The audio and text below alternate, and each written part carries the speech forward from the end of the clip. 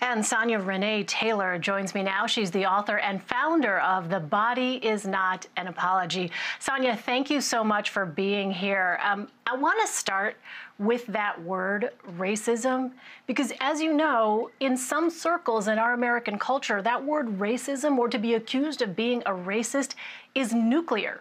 It can immediately trigger this defensiveness that shuts down any conversation because there's this implication that a person willfully participated in the act of keeping someone else down because of the color of their skin. So how do we get past that? So, first of all, thanks for having me today.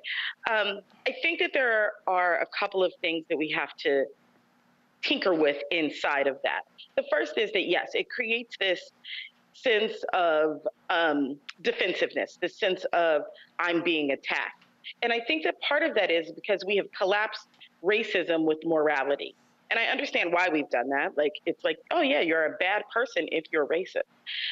But I think that it doesn't hold the fact that racism is a theory. It is a set of ideas, it's a set of beliefs that are given to us. And lots of things are given to us. I get ugly sweaters from aunts at Christmas. I don't have to keep the ugly sweater, right?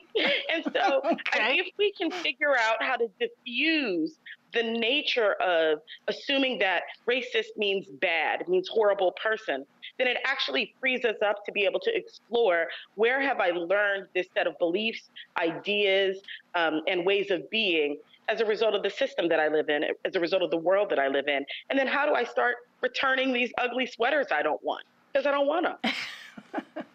But it's hard, though. I mean, as you know, I mean, that word has such power, and it can just completely cut off any chance of having an honest dialogue. But I like your ugly sweater comparison. That seems like a good idea. I might have to try that.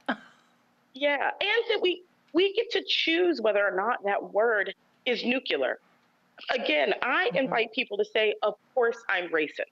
I grew up in a society that was founded on chattel slavery. I grew up in a society that structurally said that certain people were not human, that they were only 3/5 of a human, and that we could enslave them. And then after we did that, I grew up in a society that said, okay, maybe you're human, but you're not human enough to sit at my countertops. You're not human enough to shop at the stores I shop at, eat at the restaurants that I shop at. And then we did that for another 5, 6, 7, 8 decades. It is, of course, we have seeped into these ideas. Of course, they live inside of us. And as soon as we actually just give ourselves permission to say, I live in a world where racism exists and is taught and is the foundation of where I live, of course I have it. Where do I begin to excavate it? Where can I look inside of myself and say, but I don't want it, and let it go? I mean, the reason I spend so much time on that, Sonia, is because, as you know, there are folks who, and I've had conversations with folks who say, well, there's always going to be racists in society, but this idea of systemic racism just doesn't make sense to me. That idea is something that I can't really wrap my head around. Is that the entry into that conversation, what you just went through, which is a summation essentially of our nation's history. And that's your entry point into that conversation? Yes, it for me, and I used this example in the clip that you shared, right, is that racism is a structure. It is a system of beliefs, ideas, policies, legislation, behaviors throughout time. Again, like you said, the history of the nation. And so I don't have to actively participate in creating that system to allow that system to stand. All I have to do is not tinker with it. But not tinkering with it makes me complicit. In the US, there are laws that say that if you are present when a person is murdered and you don't do anything, if you're present in the act of a crime, you don't have to be committing the crime. You just have to be around and not do anything, and you are equally complicit. There are people who are serving 10, 20, 30 years in prison because they didn't do anything. That is the nature of not doing anything about racism. It's saying there's a structure and system that commits crime and harm against certain people's bodies. and I'm not doing anything, which allows the crime and harm to continue. That makes me complicit.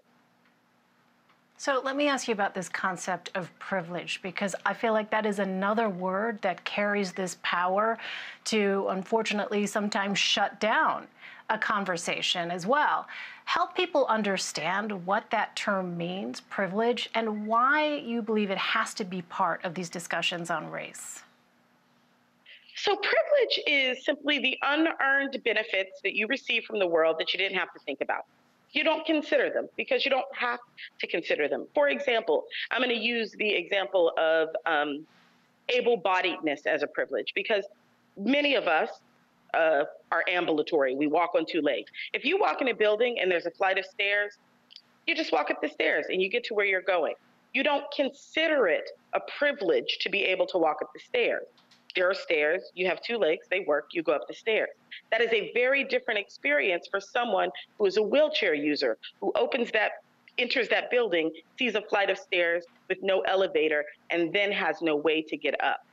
The society that is created, again, based off of that history we just shared, that history that said certain bodies are not as valuable, certain bodies are not allowed to be here, certain bodies are not allowed to receive resource, means that certain bodies were, means that you were not going to be enslaved if you were white.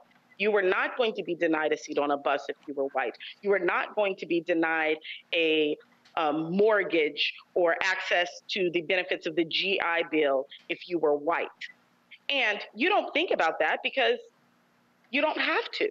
It just is there for you.